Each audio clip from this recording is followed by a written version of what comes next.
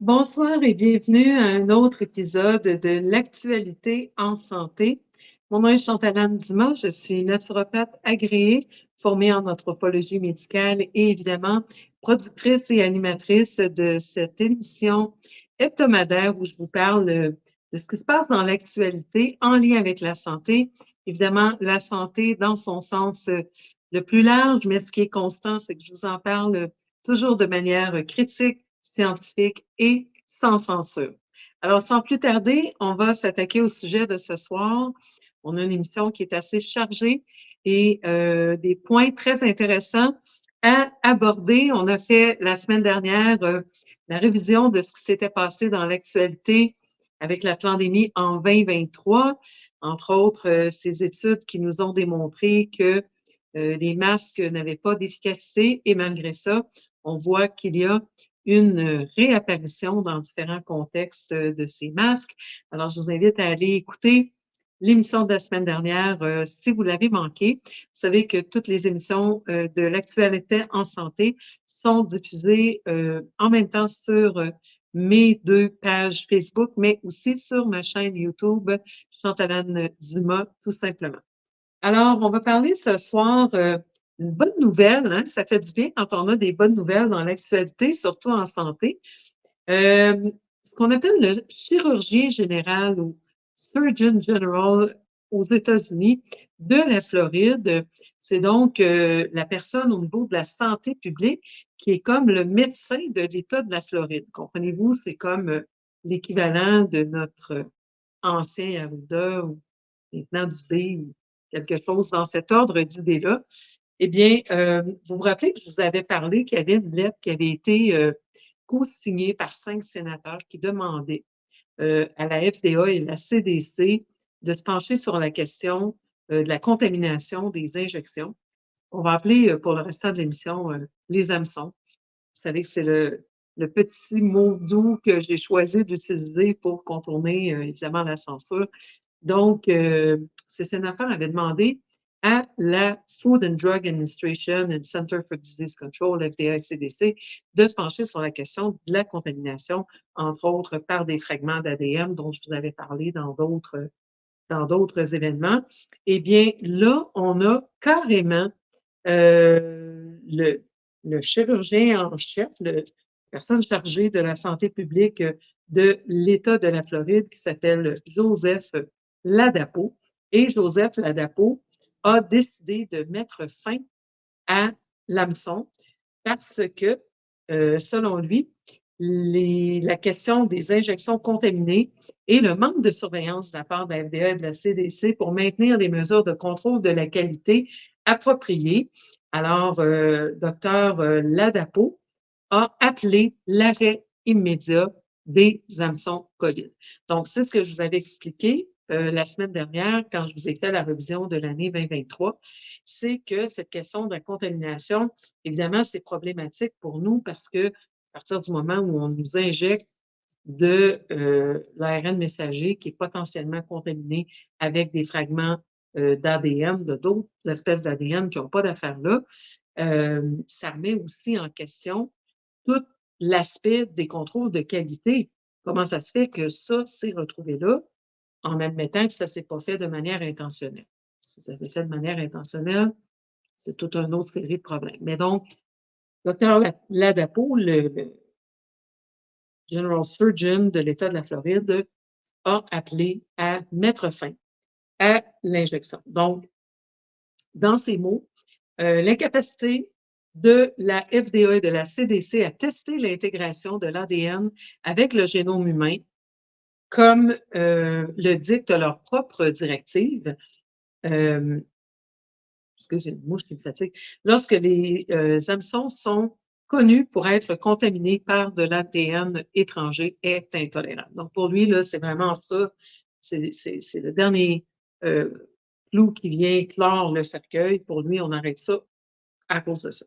Alors, dans le texte intégral de ses remarques publiées sur X, anciennement Twitter, il a ajouté: les prestataires préoccupés par les risques pour la santé des patients associés à la maladie en C devraient donner la priorité à l'accès des patients à des injections ou à des traitements pour la maladie AC, mais sans ARN messager. J'espère qu'en ce qui concerne la maladie AC, la FDA examinera un jour sérieusement sa responsabilité réglementaire de protéger la santé humaine, y compris l'intégrité du génome humain. Parce que la répartie, pourquoi il mentionne ça comme ça? C'est que la répartie de la FDA a été que, ben, on n'est pas équipé, nous, pour faire ce genre de tests, ce genre d'études sur des injections. Alors, s'ils ne sont pas équipés pour tester, ben, il faudrait se questionner sur la capacité, donc, à émettre des approbations. On comprend tous qu'il s'agissait d'une approbation d'urgence, mais s'ils ne sont pas compétents pour assumer la responsabilité en post-mortem, ben, ils auraient peut-être dû nommer cette incompétence avant d'émettre les autorisations d'urgence. Donc, conséquemment, docteur Ladapo dit qu'il appelle à l'arrêt de l'utilisation des injections ARN messager contre la maladie en C. Donc, c'est quand même une excellente nouvelle. On sait que la Floride a toujours des règlements qui sont un petit peu plus particuliers et c'est très bien comme ça, mais ça fait parfois boule de neige et ça risque d'influencer ce qui va se passer dans d'autres États. Et c'est comme je le mentionne souvent, à partir du moment où on crée un doute raisonnable dans la tête de certains législateurs, eh bien, des fois, ça peut être suffisant pour renverser la vapeur. Et pourquoi ça est tellement important? Vous allez me dire, bon, on est juste en train d'encourager les booster shots, hein, les injections de rappel, et c'est pas très populaire. D'ailleurs, les deux compagnies, Pfizer et Moderna, sont en chute libre. Eh bien, vous me direz, bah, c'est plus tellement d'actualité, mais c'est totalement d'actualité parce que vous savez qu'on a des usines qui fabriquent des injections de cette même nature, ARN messager, qui sont installées au Québec. Donc, évidemment, ils vont appliquer ce type d'injection à d'autres sortes de maladies. Et encore là, ça n'a pas été adéquatement testé. Toutes les études qui avaient été faites préalablement à la pandémie sur ce type de technologie avaient été mortelles.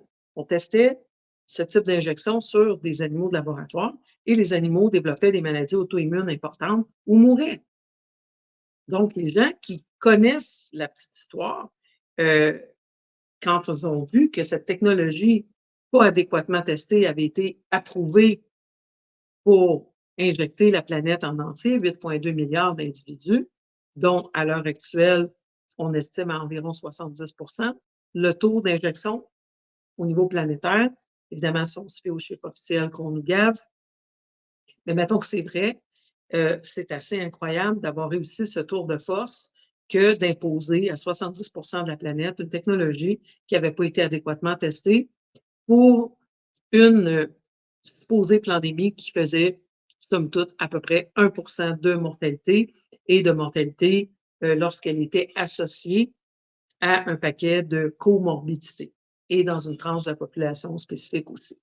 Alors, c'est important que la vérité sorte par rapport à tout ça, ou en tout cas qu'on crée à tout le moins un doute raisonnable pour ralentir le déploiement de ce type de technologie jusqu'à ce qu'elles aient été testées adéquatement sur une quantité suffisante de personnes, qu'on ait répertorié en toute transparence les effets secondaires, que les gens soient informés correctement des effets secondaires avant d'accepter de se soumettre à ce type d'injection et qu'on ait aussi et surtout un peu de recul. Imaginez la quantité d'effets secondaires qu'on a vu apparaître maintenant qu'on sait qu'il y a des informations, des datas qui ont été falsifiées par rapport, par exemple, la Nouvelle-Zélande qui a complètement camouflé tous les effets secondaires au niveau des reins, tout ce qui s'était déclaré par rapport avec ces injections. Donc, il faut se donner du recul afin de s'assurer que la cure n'est pas plus grave que la maladie, ce qui semble être le cas jusqu'à maintenant.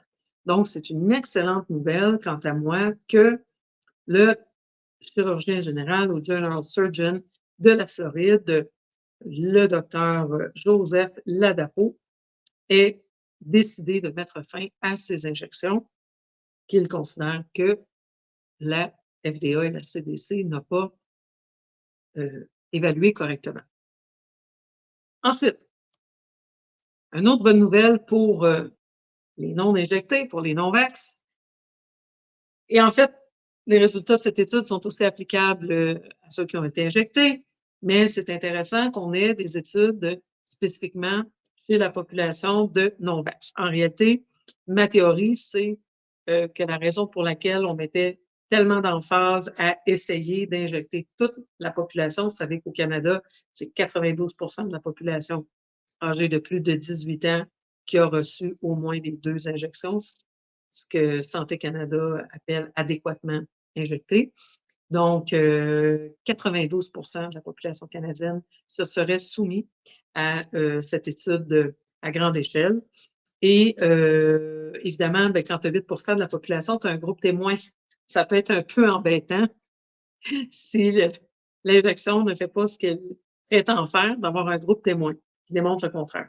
Mais donc, l'histoire étant ce qu'elle est, ce groupe témoin existe et on peut maintenant faire des études spécifiquement sur notre portion de la population. Donc, il y a un probiotique qui a été testé pour prévenir en réalité non seulement l'infection à la maladie en C, mais réduire aussi les symptômes. Et comme je le disais, l'étude a été faite spécifiquement chez une population non injectée. Alors, on le savait, hein, les naturopathes vous l'ont dit tout le long de la pandémie, que c'est important de prendre des probiotiques et d'avoir une alimentation qui favorisait votre microbiote, donc ces colonies de bonnes bactéries dans votre intestin, parce qu'on sait depuis au moins une dizaine d'années que environ 80 de notre système immunitaire trouve son origine dans notre système digestif et donc l'importance des probiotiques est de plus en plus admise, même du côté de la médecine conventionnelle. Et il faut voir que du point de vue de la médecine traditionnelle, eh bien, c'est ce qu'on voit aussi que les cultures, par exemple, comme les cultures japonaises, même les cultures européennes et tout ça, dans la cuisine traditionnelle, avant l'avènement évidemment des réfrigérateurs, on avait des moyens de conservation qui, justement, augmentaient les bactéries lactiques et les processus de fermentation et tout ça. Alors, on connaissait déjà les bienfaits euh, des probiotiques. Maintenant, on les soumet à des études cliniques, mais ça fait longtemps qu'on vous en parlait. Donc, selon une étude qui a été menée par l'Université Duke et publiée dans Clinical Nutrition, en décembre 2023, une étude qui incluait 182 participants quand même. La prise de probiotiques peut réduire le risque d'infection à la maladie en C et l'apparition de symptômes chez les personnes qui étaient non injectées. L'incidence du diagnostic de la maladie en C chez les personnes qui prenaient des probiotiques était près de la moitié de celles qui prenaient un placebo. Donc, évidemment, on avait séparé en 2 groupes témoins. Ce qu'on a fait, c'est qu'on a soumis ces personnes, donc c'est 182 personnes, on a divisé en 2 groupes de 91 et on a dit maintenant, on va vous injecter, ben, inoculer, pas injecter, pardon, parce que ce n'était pas avec une seringue, mais ils leur ont mis des gouttes nasales euh, de sécrétion de la maladie en C, du virus SARS-CoV-2. Et donc, c'est un groupe de jeunes, ils ont dû leur payer un bon montant pour qu'ils se soumettent à cette étude-là, donc des non-injectés, qui ont accepté qu'on leur inocule des gouttes de virus SARS-CoV-2 dans le nez. Et il y a juste la moitié du groupe, en fait, ceux qui prenaient les probiotiques versus ceux qui n'en prenaient pas. Eh bien, dans les 2 groupes, il y a eu des gens qui ont été infectés par la maladie en C, mais il y en a eu la moitié moins dans le groupe qui prenait des probiotiques. Donc, on a vu que vraiment, les probiotiques avaient une efficacité qui était très intéressante pour se protéger d'eux. Et ils ont continué à prendre les probiotiques durant 28 jours. Et donc, on a vu aussi que les symptômes associés à la maladie en C étaient beaucoup réduits chez donc ces jeunes non injectés qui prenaient des probiotiques. En plus de ça, ben, ils ont fait ce qu'on fait souvent dans une étude clinique pour optimiser l'argent qu'on nous a donné pour faire l'étude. Eh bien, on va voir qu'est-ce qu'on peut faire d'autre maintenant sur ce groupe d'individus, qu'est-ce qu'on pourrait tester d'autre? On essaie de publier un autre rapport de recherche pour essayer de faire 2 et 3 pierres d'un coup. Alors, ce qu'ils ont fait, c'est qu'ils ont prélevé 260 échantillons de sel de 106 participants. Il y en a qui n'ont pas accepté de se prêter à l'exercice. Et donc, ce qu'ils ont trouvé de particulier dans ces échantillons de sel, c'est que ceux qui avaient pris les probiotiques et qui n'avaient pas développé la maladie, eh bien, ils avaient une prédominance d'un type de bonnes bactéries qu'on appelle les lactobacillus rhamnosus. Vous savez qu'on parle souvent des lactobacillus acidophilus, il y a il y a les bifidus qui sont aussi très populaires. On parle moins des rhamnosus, mais ce qu'ils ont retrouvé chez ces individus-là qui avaient résisté donc à l'infection avec la maladie en C, c'est qu'ils avaient une quantité importante de rhamnosus dans leur sel. Donc, ce sont des bactéries bénéfiques qu'on peut retrouver dans des probiotiques. Alors,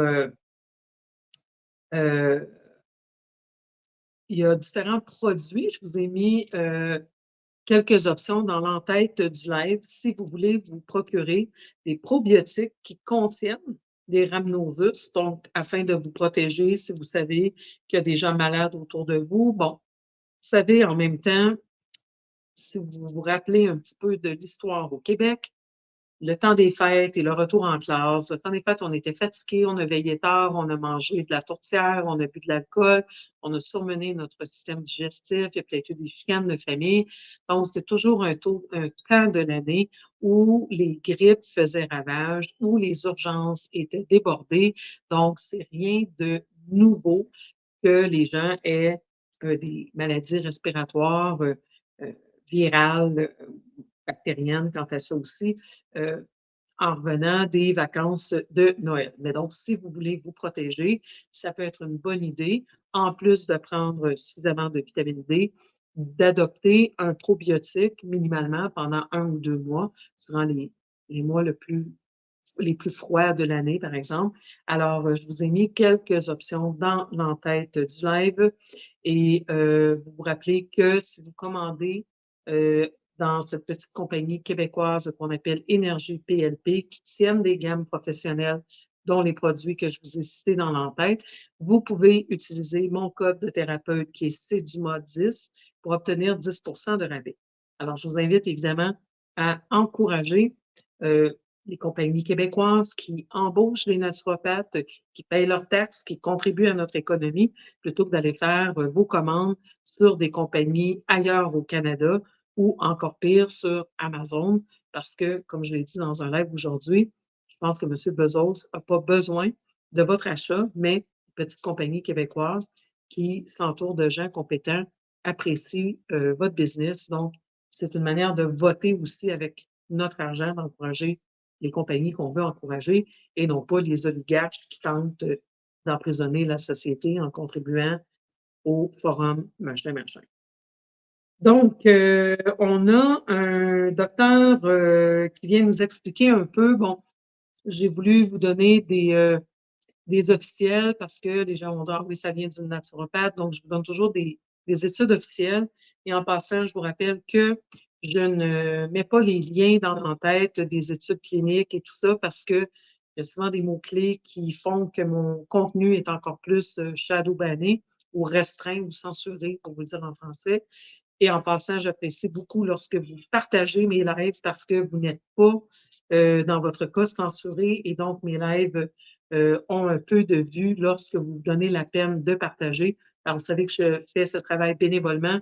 Votre manière de me renvoyer l'ascenseur et de euh, faire votre part pour la santé des autres, c'est de partager du contenu comme le mien.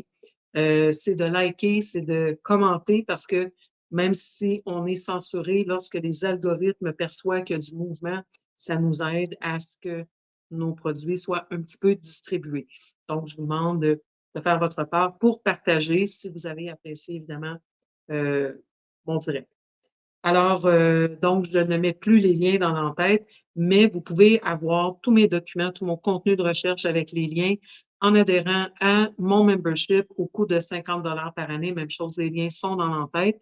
Et c'est en constante remodélation parce que je suis en train de trouver une plateforme où je peux migrer les gens qui avaient déjà payé sans devoir mettre un nouveau prix de membership. Alors, c'est un peu le bordel, honnêtement, en ce moment, mais c'est work in progress et c'est une manière pour vous d'encourager le travail de chercheurs indépendants comme le mien, parce que vous savez que dès qu'on est dans les griffes du milieu corporatif, eh bien, ces milieux sont infiltrés et on doit euh, se censurer ou se faire censurer et c'est très, très difficile de vous apporter de l'information qui est juste. Alors, on n'a pas le choix de travailler de manière indépendante, mais ça fait qu'on n'est pas dépendant de votre bon vouloir, de nous soutenir et d'acheter, par exemple, dans mon cas, mes formations, des consultations, parce que c'est comme ça qu'on arrive à gagner notre vie, payer nos comptes et continuer à produire beaucoup, beaucoup de contenu qui bénéficie à tout le monde de manière indépendante. Je pense que ça va être le modèle de la nouvelle économie. Vous allez appuyer comme ça les gens que vous choisissez d'appuyer plutôt que de payer des memberships à de richissimes héritiers comme on le faisait au Québec pour avoir un paquet de chaînes que vous n'en avez rien à cirer en réalité. Donc, vous allez maintenant pouvoir réellement choisir le contenu dont vous voulez vous nourrir et appuyer les gens qui le font de manière intègre. Alors, voilà. Je vous ai mis les liens pour les probiotiques qui contiennent des lactobacillus rhamnosus. Alors, le docteur en question, docteur Paul Wischmeyer, qui est l'auteur principal d'une étude à grande échelle, nous dit qu'une autre étude qui avait été faite chez les nourrissons en Inde, qui a été publiée dans Nature en 2017, indique que les probiotiques peuvent améliorer la fonction immunitaire par différents mécanismes.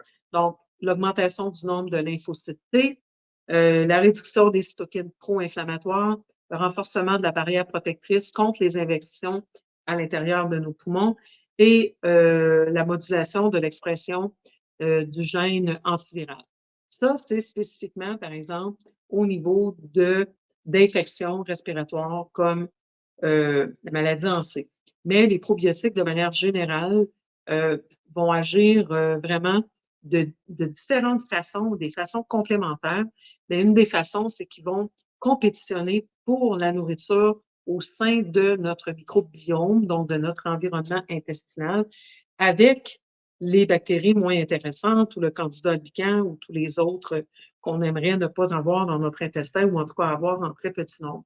Alors, les probiotiques vont consommer la nourriture, occuper l'espace. Donc, c'est une manière de compétitionner au lieu de prendre, par exemple, un antibiotique qui va détruire non seulement les ennemis, mais aussi nos probiotiques. Eh bien, les probiotiques, quand on les nourrit adéquatement et qu'on les renforce en leur envoyant des nouveaux soldats, eh bien, ça permet qu'il y ait un travail antibiotique qui se fait de manière naturelle. Donc, compétitionne pour l'espace au niveau de l'intestin, du tube digestif, et compétitionne pour la nourriture. Mais en plus, les bonnes bactéries vont consommer les fibres, se nourrissent de fibres qu'on va retrouver dans notre alimentation. Et c'est donc, les fibres ont une action prébiotique parce qu'elles nourrissent nos probiotiques et elles vont transformer ces fibres dans des acides gras à chaîne courte. Et ces acides gras à chaîne courte ont une action aussi bactéricide sur les mauvaises bactéries et les habitants moins intéressants de notre microbiome. Et donc, vraiment, les probiotiques sont très importants pour notre santé. On peut les prendre en supplément. Je vais vous parler ensuite de quelques aliments qu'on peut prendre pour favoriser notre microbiote, ce qu'on appelle anciennement notre bonne flore intestinale ou nos bonnes bactéries. On appelle maintenant ça le microbiote et l'ensemble de cette écologie intestinale, on appelle maintenant le microbiome. Et donc, c'est très important. Les gens veulent avoir des trucs pour booster leur système immunitaire. On n'a pas besoin de booster le système immunitaire. Il faut simplement donner à notre corps les nutriments dont il a besoin pour faire un travail efficace. Et une autre très bonne approche d'optimiser le travail de notre système immunitaire, c'est de faire des cures de détoxification. Souvent, on a tendance à les faire rendus au mois de mars, avant l'été, pour pouvoir remettre le bikini, mais en réalité, Après les fêtes, c'est aussi un très, très, très bon moment justement parce qu'on a mangé plus lourd. C'est un temps de l'année où on est moins actif, où nos vêtements gardent la sueur à l'intérieur de nous, où on se détoxifie moins. Donc, c'est merveilleux de faire de la détox à ce temps-ci. Vous pouvez toujours embarquer dans le programme Défi Détox. On a commencé mercredi dernier, mais les enregistrements, les documents sont disponibles. Vous pouvez venir nous rejoindre. Il reste encore presque 3 semaines, 2 semaines et quelques dans le programme. Donc, je vous invite à venir nous rejoindre. Et ce que ça fait, c'est que d'abord, on va optimiser la quantité de glutation dans notre foie qui agit et comme antioxydant et comme détoxifiant, mais aussi le fait d'assainir notre système lymphatique parce que à mesure qu'on optimise notre digestion, notre sang va se détoxifier et ensuite notre lymphe et notre système immunitaire, nos soldats, nos lymphocytes, voyagent dans notre système immunitaire, donc dans notre, pardon, système lymphatique. Donc, vous comprenez bien que si notre lymphe est embourbé d'un paquet de cochonneries, notre système immunitaire va être moins efficace. Alors, un très bon moyen d'optimiser l'immunité, c'est de faire de la détox. C'est de prendre les nutriments dont on a besoin, incluant les protéines à tous les jours. C'est d'être suffisamment hydraté pour pouvoir se détoxifier. Mais donc, on peut, en plus de ça, prendre un supplément de probiotiques. Alors, il y a une autre étude qui a été publiée dans le British Medical Journal, BMJ, qui comportait 370 000 participants répartis dans 3 pays. Et cette étude a révélé que les probiotiques peuvent modifier le microbiote intestinal de l'autre et produire des métabolites, comme je vous disais, lorsque les bonnes bactéries consomment des prébiotiques, elles produisent des métabolites, dont des acides de gras à chaîne courte, qui ont aussi des propriétés antivirales et interagir avec le système immunitaire lié à l'intestin, qui va permettre d'améliorer notre immunité de manière globale. Alors, du point de vue alimentaire, qu'est-ce qu'on peut faire? Parce que les gens vont me dire, ah, moi, je mange du yogourt, je n'ai pas besoin de prendre de probiotiques. Il faut d'abord savoir que pour que les probiotiques ou les bonnes bactéries puissent s'implanter dans notre intestin, il faut qu'elles soient d'origine humaine. Le corps ne va pas laisser d'autres types de bactéries s'implanter parce qu'évidemment, notre système immunitaire va vouloir les combattre. Par exemple, vous prenez un type de levure qui s'appelle Saccharomyces boulardii ou S. boulardii, qui est excellent contre les touristas. Donc, si vous partez en voyage, c'est un très, très bon probiotique à prendre, mais ces bactéries vont avoir un effet transitoire. C'est plus des champignons que des bactéries, mais elles vont agir contre la tourista, par exemple, et vous allez les éliminer au fur et à mesure. Alors, pour qu'un probiotique puisse vraiment refaire votre microbiote, il doit être d'origine humaine. Ça veut dire comment on fait pour le savoir. Vous demandez au naturopathe qui travaille sur les grandes surfaces ou à votre naturopathe quel probiotique elle vous recommande ou il vous recommande.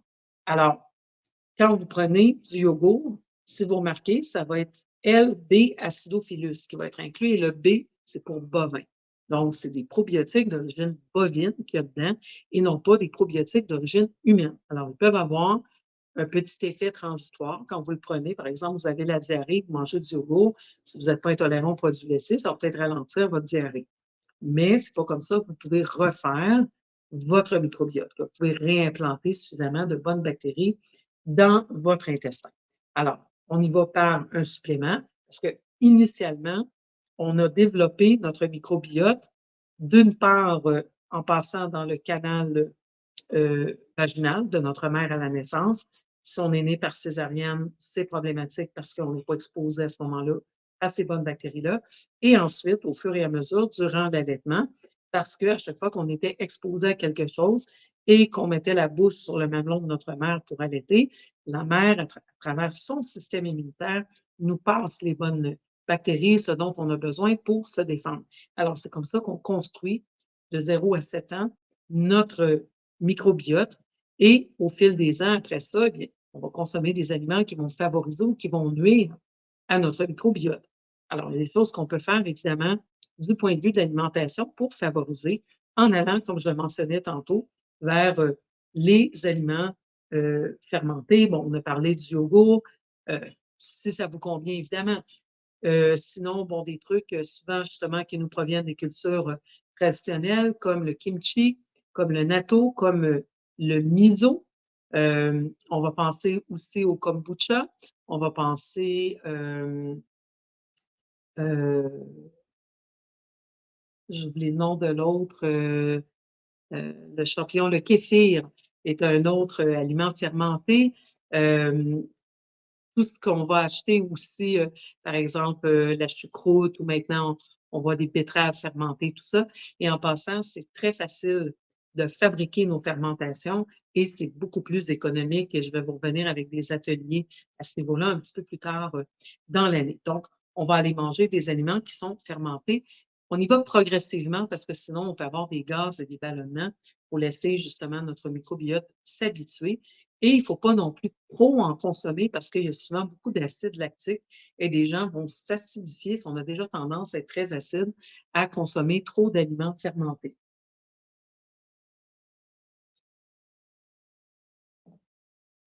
Ensuite, on va consommer évidemment nos fruits et nos légumes parce qu'on va retrouver les fibres dans nos fruits et nos légumes qui vont servir de nourriture à nos bonnes bactéries. Certains grains entiers aussi vont fournir des fibres. Évidemment, on évite le gluten. Je vous invite à aller consulter d'autres émissions, par exemple celle que j'ai faite vendredi soir dernier à Santé sans censure avec ma collègue naturopathe Nathalie Achard. On a parlé durant 1 heure et demie de temps du gluten. Alors, allez écouter cette émission. C'est probablement la chose la plus importante que vous allez écouter cette année par rapport à votre santé. Donc, on évite absolument le gluten. Les habitudes de sommeil sont importantes aussi pour notre microbiote parce que ce qu'on doit savoir, c'est que la paroi intestinale, ça a juste comme l'épaisseur d'un cheveu d'épais. Hein. C'est une série de, de cellules à côté les unes sur les autres qu'on appelle des entérocytes. Et les entérocytes sont unis par des petites jonctions qu'on appelle des jonctions étroites. Et ils utilisent la glutamine, qui est un acide aminé, comme nourriture principale. Quand on vit beaucoup de stress et le fait de ne pas dormir est perçu par l'organisme par un stress ou le fait de ne pas dormir à des heures normales, eh bien, ce que ça va faire, c'est que ça va augmenter notre taux de cortisol, qui est une hormone de stress, au même titre que l'adrénaline. Mais le cortisol va carrément saper nos réserves de glutamine et donc va interférer avec la qualité de notre paroi intestinale. Vous avez certainement entendu l'expression d'intestin poreux ou d'intestin perméable ou d'hyperperméabilité intestinale. C'est lorsque ces petites jonctions étroites sont devenues complètement perméables au lieu d'être semi-perméables et que là, il y a plein de nourriture, de toxines et tout ça qui se retrouvent dans notre circulation sanguine. Donc, c'est bien important de gérer le stress, de gérer le sommeil pour maintenir le taux de cortisol à un taux acceptable pour que ça n'affecte pas notre tube digestif. L'autre point, c'est que l'hormone qui est associée au sommeil, c'est la mélatonine, qui est donc l'étape d'après la sérotonine. Et la mélatonine a une action antagoniste avec le cortisol. Donc, lorsqu'on dort bien, lorsqu'on sécrète un taux adéquat de mélatonine, ça aide à maintenir le cortisol à son niveau normal et donc ça protège l'intérieur de notre intestin.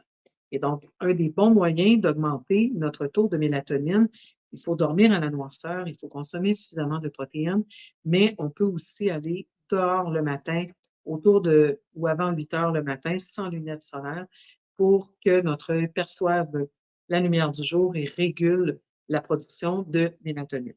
Ensuite, de s'adonner à une activité physique modérée, parce qu'encore là, si c'est trop intense, ça peut être perçu comme un stress, on va produire du cortisol et ça va avoir un effet négatif sur notre microbiome et on doit vraiment donner la priorité à la gestion du stress.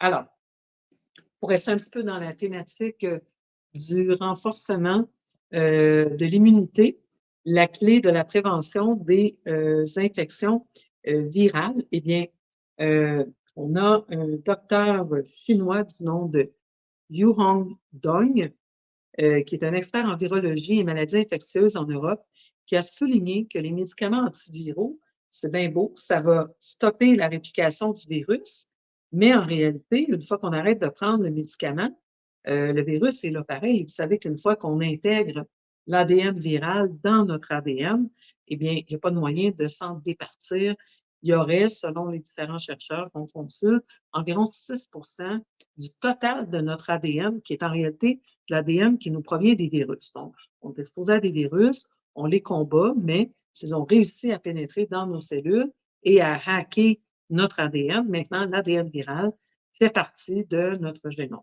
Alors, comme il le dit, bon, c'est beau les médicaments antiviraux, mais il n'y a pas de remède permanent contre les virus. Donc, il y a une autre étude qui a été faite en 2022 sur 36 volontaires, encore une fois, qui étaient non injectés entre 18 à 29 ans et qui n'avaient pas non plus été infectés par la maladie en C. Et on les a, encore une fois, soumis à des gouttes intranasales de la maladie en C. Et il y a finalement seulement 18 personnes sur le groupe au complet de 36, donc qui ont contracté la maladie. Donc, on voit encore une fois que l'immunité naturelle a fait son travail, même lorsqu'on inocule directement le virus dans la fosse nasale des participants. Donc, ça a poussé des gens qui s'intéressaient au phénomène à se dire, ben, comment ça se fait si c'est vraiment le virus qui produit la maladie en C? Pourquoi il y a des gens qui l'attrapent, puis il y en a la moitié qui ne l'attrapent pas? Puis après ça, il y a toute la question de la sévérité, mais déjà, c'est quand même intéressant de voir que ben, la moitié des gens n'ont pas développé la maladie, même lorsqu'on leur mettait les gouttes directement dans le nez. Alors, il y a un autre docteur chinois, docteur Dong Hu Naiwan, qui a donné une entrevue au Epoch Times, qui évidemment a été traduite parce que l'original est en chinois. Donc, c'est un médecin en médecine traditionnelle chinoise. Mais vous savez qu'en Chine, ils ont des hôpitaux où on traite avec la médecine traditionnelle chinoise, l'acupuncture, etc. Ces hôpitaux-là ont fait d'ailleurs des superbes études avec les injections de vitamine C à haute dose, que vous savez que j'offre ça en République dominicaine. Eh bien, même chose quand je collaborais avec les Cubains. À Cuba, on incorpore, par exemple, à l'hôpital Calixto Garcia à La Havane, des approches comme l'acupuncture, comme l'hypnose, comme les plantes médicinales dans le système médical conventionnel. Donc, c'est quand même un des avantages. Je suis loin, contrairement à notre premier ministre canadien, de vanter les mérites du système chinois, mais du point de vue de la médecine, c'est intéressant qu'ils incorporent la médecine traditionnelle à certains hôpitaux. D'ailleurs, vous savez que l'acupuncture, ça a été démontré étude après étude que c'est une médecine très, très, très efficace. Alors, ce docteur-là a expliqué un peu, encore une fois, ce que les naturopathes vous disent régulièrement, mais je trouve intéressant que ça vienne de la part d'un médecin, encore une fois, qui nous dit, ben, en médecine conventionnelle, vous parlez évidemment que l'immunité est influencée par des facteurs externes, comme les virus, et des facteurs plus internes. Mais en réalité, ils disent ça, mais on ne s'en occupe pas. Tu sais, parce que quand vous dites, par exemple, un médecin conventionnel, bon, je viens de vivre une époque particulièrement stressante, je pense que c'est pour ça que mon immunité est par terre. Je veux dire, même les patients s'en rendent compte, c'est pas difficile. À destination, c'est le même principe. On voit régulièrement des gens qui ont poussé la machine fort, fort avant de venir en vacances et dès qu'ils arrivent ici, hein, les grippes, troubles digestifs, tout apparaît parce qu'ils ont vécu du stress, de la fatigue avant. Donc, les gens se connaissent, les gens s'en rendent compte, mais médecine conventionnelle, ben, c'est la même pilule qu'on vous donne de toute façon. Alors qu'en médecine chinoise, ben, la médecine chinoise est aussi une approche vitaliste, donc qui croit que l'organisme humain est animé d'une vitalité. Alors lui, ce qu'il nous dit encore une fois, ben, les humains sont nés avec une immunité innée servant de force de défense de l'organisme. On a des cellules épithéliales respiratoires, donc qui tapissent notre intestin. On a des organes internes, comme par exemple la rate, qui vont nous aider à lutter contre le virus et les bactéries, mais on oublie tout l'aspect spirituel, mental, cognitif de l'humain. Je vous dis toujours qu'on est des êtres multidimensionnels. Alors, on ne peut pas s'intéresser seulement au corps platement physique, puis aux cellules épithéliales, puis aux organes, parce que justement, les hormones de stress, les émotions que ça suscite, etc., il faut en tenir compte. Et c'est ça, on est à ce tournant de la médecine où même les approches conventionnelles vont s'intéresser de plus en plus, par exemple, à la question des traumas, des, des, des traumatismes aussi auxquels on a été soumis durant l'enfance. Et on voit qu'il y a une panoplie de maladies allant des AVC au cancer qui peuvent être associés à ces traumatismes vécus durant l'enfance. Alors, lui nous parle que la physique a démontré la capacité de mesurer les rayons infrarouges et ultraviolets, les ondes électromagnétiques, les différents types de substances que le corps humain émet. Donc, ce n'est pas parce que ce n'est pas visible à l'œil que ce n'est pas là. Par exemple, les ondes de Wi-Fi, on ne les voit pas et pourtant, tout le monde sait qu'on doit aller se connecter avec notre téléphone sur le Wi-Fi pour que ça fonctionne. Mais ce n'est pas visible. Et c'est la même chose, l'être humain, on dit toujours qu'on est des piles entre le ciel et la terre, avec une polarité négative, une polarité positive. La preuve, c'est qu'on peut vérifier l'activité électrique de l'humain grâce à un électrocardiogramme, grâce à un électroencéphalogramme. Et quand on n'a plus d'activité, on est mort. Donc, c'est vraiment la fréquence énergétique, la fréquence vibratoire qui sous-tend la vie. Alors, ce que ce médecin de médecine traditionnelle chinoise explique, c'est que les bactéries et les virus sont sensibles aux rayons ultraviolets. Donc, si une personne est vraiment bien centrée et dans son maximum de ce qu'elle peut émettre comme taux vibratoire, comme onde énergétique, eh bien, elle va aussi émettre des rayons ultraviolets et ça peut être suffisant pour bloquer les virus à une distance d'1 demi-mètre allant jusqu'à 1 mètre de son corps. C'est quand même assez incroyable, hein? Donc, ça a été mesuré. Il y a des médecins qui admettent que seulement en augmentant notre énergie, nos ondes, notre fréquence vibratoire, on a un effet en réalité bactéricide ou antibactérien parce qu'on émet des ondes ultraviolettes auxquelles les bactéries et les virus sont potentiellement sensibles. Alors, il dit que euh, cela explique pourquoi certaines personnes ne sont toujours pas infectées, même dans des environnements à forte charge virale. Donc, selon lui, une partie de l'explication de pourquoi on injecte ou on inocule plutôt un virus à des personnes et qu'il ne se passe rien pour elles, ben, c'est parce qu'elles ont cette fréquence vibratoire. Vous savez que Wim Hof, l'homme qui est connu pour participer à toutes sortes de compétitions dans des conditions extrêmes et qui fait la promotion des bains de glace et tout ça. C'est une étude qu'il a fait. Il a permis qu'on le soumette à des bactéries et pour démontrer qu'il pouvait ne pas succomber à. Donc, des gens qui ont un niveau de contrôle assez intéressant sur leur corps. Alors, le fameux docteur chinois continue en nous disant: les personnes ayant des pensées et des émotions positives ont tendance à présenter des champs d'énergie plus forts. Alors, c'est plus juste là, des concepts de gourous qui font de la méditation dans des cavernes en Inde. C'est des études qui sont faites avec des appareils de physique qui permettent de détecter ces champs vibratoires. Alors, on reste dans la question des fréquences vibratoires. On va aller avec Dr. David Hawkins, qui a développé, c'est un psychologue américain d'abord de renommée, qui a collaboré avec des lauréats du prix Nobel de physique pour mener des expériences cliniques pendant plus d'une trentaine d'années. Et je vous ai publié sur mes murs l'échelle qu'il a développée. En fait, il testait pour voir si les émotions avaient des fréquences différentes. Vous vous rappelez que je dis toujours que la gratitude est extrêmement importante parce que c'est une émotion de haute fréquence à laquelle on peut tous avoir accès parce que toutes les choses pour lesquelles on peut éprouver de la gratitude. L'amour, ben, on porte des blessures, c'est pas toujours évident, mais la gratitude, on est tous capables d'y avoir accès. Et donc, comme ça, on peut choisir de se brancher avec des fréquences vibratoires qui vont nous élever ou faire attention de ne pas passer trop de temps entouré d'eux ou dans des situations qui abaissent justement nos fréquences. Et là, c'est plus juste un concept abstrait parce que grâce à des travaux comme ceux du docteur Hawkins, on peut aller voir à quelle fréquence vibratoire les énergies vibrent. Donc, Dr. Hawkins a découvert des niveaux de conscience humaine correspondant à des fréquences de vibration d'énergie distinctes, comme indiqué par les indices de physique. C'est comme ça, vous savez On parle beaucoup, par exemple, de musique qui est composée en 432 Hz ou en 528 Hz parce que ce sont des fréquences qui sont plus élevées.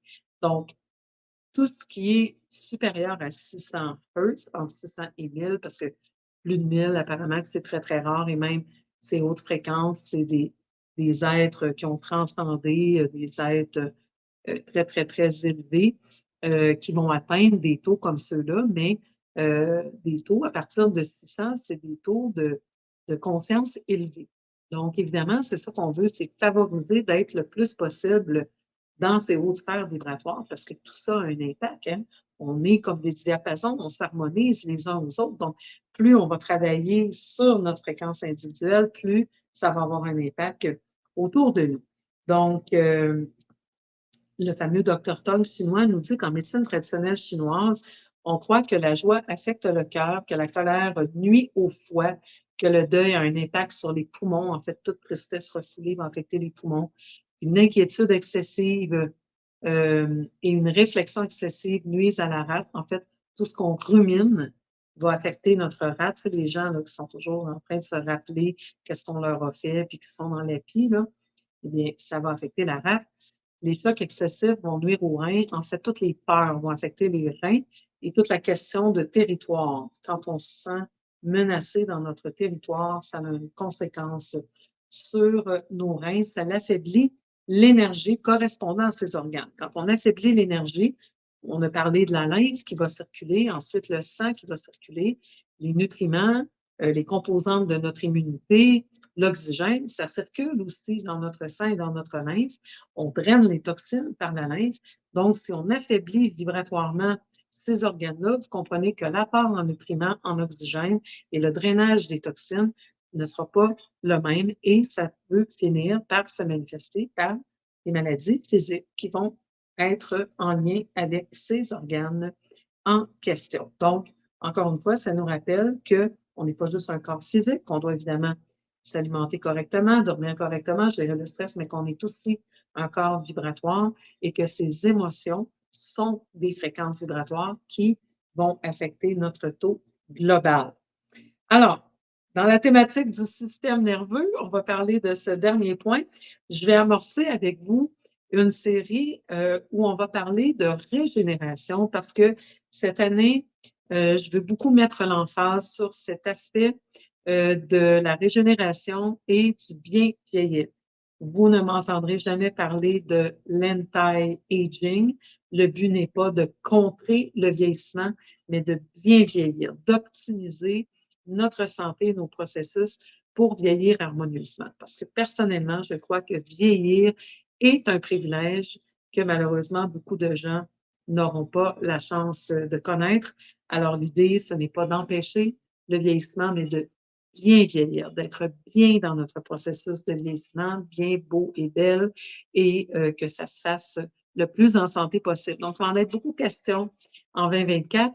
Alors, j'ai décidé d'amorcer une série où, pendant les 6 prochaines semaines, je vais vous parler d'un système différent dans le corps qu'on peut régénérer. Parce que fut un temps où on croyait que, bon, ben, passé 50 ans, malheureusement, tu es sur la pente descendante, tu es à ton épex à 50 ans, puis après, tu déclines. C'est pas tout à fait comme ça que ça se passe, parce que toutes les cellules de notre corps se régénèrent. Donc, ce qu'on pense aujourd'hui, hein, on a vu la fréquence vibratoire, ce qu'on boit ou ne boit pas aujourd'hui, ce qu'on mange ou ne mange pas aujourd'hui, ça construit nos cellules de demain. Donc, on a littéralement le pouvoir à chaque minute du jour, à chaque jour de la semaine, de décider de comment on veut être dans l'avenir. Par exemple, les fameuses cellules de notre tube digestif, les cellules épithéliales, se renouvellent à tous les 3 jours. Vous arrêtez de manger du gluten aujourd'hui, en 3 jours, les nouvelles cellules n'ont pas été affectées par le gluten. Les cellules sanguines, nos érythrocytes, les globules rouges, à tous les 90 jours, donc à tous les 3 mois. Donc, quand on mange aujourd'hui, par exemple, nos betteraves, qu'on met des betteraves dans nos jus, qu'on s'oxygène comme il faut, qu'on apporte du fer à nos cellules, eh bien, nos nouvelles cellules vont être de bonne qualité. Et si on fait ça pendant 3 mois, ça va être complètement un autre tableau clinique. Donc, à l'intérieur d'une année, on renouvelle pratiquement toutes les cellules de notre corps. Alors, l'année prochaine, tu peux littéralement être une autre personne. Littéralement. Alors, à chaque semaine, pour les 6 prochaines semaines, je vais vous partager un bloc qui va adresser cette question de la régénération. On va commencer par le système nerveux parce que, de toute évidence, le système nerveux, c'est nos antennes, c'est par là qu'on capte les signaux de notre environnement. Donc, c'est important qu'il soit en bonne santé. Alors, il existe un large éventail de composés naturels avec des effets régénérateurs qui ont été démontrés dans plusieurs études cliniques. En 2010, par exemple, il y a eu une revue dans la Rejuvenation Research qui a révélé qu'une combinaison de myrtille, de thé vert et de carnosine a des effets neuritogènes. Donc, l'effet de renouveler les cellules nerveuses ou les neurones, on appelle ça neuritogène, c'est-à-dire favorisant la régénération neuronale. Et des cellules souches régénératrices dans un modèle animal de maladies neurodégénératives. Donc, ils sont allés une étape plus loin. On peut pas juste tester un renouvellement normal, mais chez des souris, le cas échéant, des animaux de laboratoire, qui avaient une maladie nerveuse. Donc, ils ont dit, OK, on a des neurones abîmés, on va tester ce mélange de thé vert, donc riche en antioxydants, de myrtille, aussi riche en antioxydants complémentaires, et de carnosine. La carnosine, c'est une substance connue pour travailler au niveau de la régénération, par exemple du cerveau, par exemple des cellules épithéliales de notre tube digestif. Donc, il y a des produits qu'on donne pour le reflux, par exemple, qui vont contenir de la carnosine, mais on peut aussi l'utiliser dans des produits pour le cerveau, pour la mémoire et tout ça. Et donc, on a pu démontrer que il y avait une correction, en réalité, des neurones chez les animaux de laboratoire. Alors, parmi d'autres substances qui pourraient être intéressantes, il y aurait par exemple la curcumine, donc qui est extraite du curcuma. Je vous ai souvent parlé du curcuma, c'est une de mes plantes fétiches, mais vous savez que le principe actif principal, la curcumine, ne représente que 3 à 5 de la quantité de curcuma. Donc, quand vous prenez, par exemple, une cuillère à thé de curcuma pour le mettre dans votre mélange de golden milk le soir avec un petit peu de poivre noir et un petit peu de coco parce que vous avez fait vos devoirs, eh bien, dans cette cuillère à thé, il y a seulement 3 à 5 donc la pointe de votre cuillère à thé, qui constitue le principe actif qui nous intéresse, la curcumine. Ensuite, lorsque vous ingérez la curcumine, dans le meilleur des scénarios, il y a 5 de la curcumine qui va parvenir à son site d'action, par exemple, au niveau du cerveau. Alors, ça prend un produit qui a un mécanisme de livraison spécial qui va permettre que cette curcumine, d'abord, soit concentrée et soit absorbée correctement. Alors, le produit qui a le plus d'études cliniques à son endroit, c'est le curcumin active de la marque AOR. En réalité, c'est un produit breveté qui a été développé par l'Université de Californie à Los Angeles sur une période de 10 ans. Et ils ont testé 300 formules pour arriver à celle-là. C'est une technologie qui utilise des nanoparticules bilipidiques pour s'assurer que la curcumine va être apportée au cerveau pour protéger le cerveau, donc qui va traverser la barrière hémato-encéphalique. C'est pour ça que je le savais dès qu'on a parlé de nanoparticules bilipidiques dans les injections à ARN messager. Je savais d'emblée que on ne prévoyait pas que l'ARN messager reste au site d'injection, contrairement à ce qu'on disait. Ça a été un de mes premiers signaux d'alarme parce que je savais très bien à quoi servaient les nanoparticules bilipidiques et c'est à pouvoir passer à travers des membranes comme la paroi hémato-encéphalée ou les membranes cellulaires qui sont liposolubles d'emblée. Donc, ce produit-là est bien testé. C'est un produit qui a démontré vraiment pouvoir protéger le cerveau. Il y a des études qui ont été publiées. Donc, le produit breveté, c'est le Longvida, mais AOR a acheté ce produit et dans le produit curcumin actif, vous retrouvez le Longvida. Vous avez le logo de Longvida sur la bouteille. Il y a des mélanges de champignons qui peuvent être intéressants pour le système nerveux. Le plus intéressant pour le système nerveux, parce que par exemple pour l'immunité, ça va être le shiitake, mais au niveau du système nerveux, c'est lion's mane ou crinière de lion. C'est vraiment celui que vous voulez prioriser pour le système nerveux. Ensuite, il y a un principe actif qu'on retrouve entre autres dans le céleri, qu'on retrouve dans plusieurs huiles essentielles aussi, mais donc dans l'alimentation, dans le céleri. On va mettre beaucoup dans nos jus. Comme je vous ai montré ce week-end, je vous ai fait une vidéo de la production d'un jus vert de base et de la production d'un smoothie. Donc, dans le céleri, on retrouve de la pigénine qui est intéressante pour notre système nerveux. Le céleri a des belles propriétés diurétiques aussi. La myrtille, comme on l'a mentionné, le gingembre. Le gingembre démontre des propriétés réellement à régénérer les cellules nerveuses. On a le natto, on a la sauge rouge, donc pas la sauge qu'on connaît habituellement, mais une famille de sauges particulière. Le resveratrol, qu'on va trouver par exemple dans les raisins, dans les bleuets. On va trouver le resveratrol dans le vin rouge, par exemple, mais là, l'alcool peut avoir un effet délétère sur le cerveau. Tout est une question d'équilibre et de dosage. Et donc, on trouve le resveratrol dans les raisins. La gelée royale, on a un petit peu oublié au fil des ans la gelée royale. Encore là, il faut prendre un produit de bonne qualité, pas les ampoules dans les tablettes du bas à la pharmacie, mais il y a des compagnies québécoises d'apiculture qui font des très bons produits, des petits produits de gel très concentrés, mais ils les font comme quelques pots par année, donc il faut être à l'affût pour vous les procurer. La gelée royale a un effet très intéressant comme régénérateur du système nerveux. La théanine est intéressante, je vais vous en parler, ça va être le sujet de mon webinaire gratuit pour mes membres et payant pour les non-membres du mois de janvier. On va parler de la théanine. L'ashwagandha, qui est une belle plante qui nous provient de la pharmacopée ayurvédique, qui est intéressante. C'est une plante aussi adaptogène, donc qui va aider à moduler le stress dans notre organisme. Plante particulièrement intéressante pour les petites femmes nerveuses en période hormonale. C'est une plante qui réagit bien pour elles.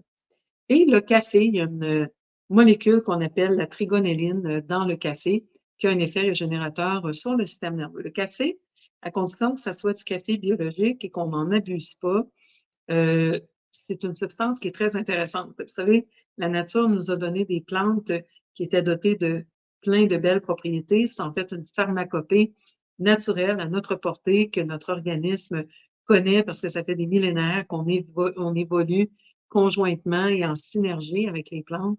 Donc, ce sont nos alliés naturels, ce sont nos meilleurs remèdes à toujours privilégier dans un premier temps, évidemment, lorsque cela est possible.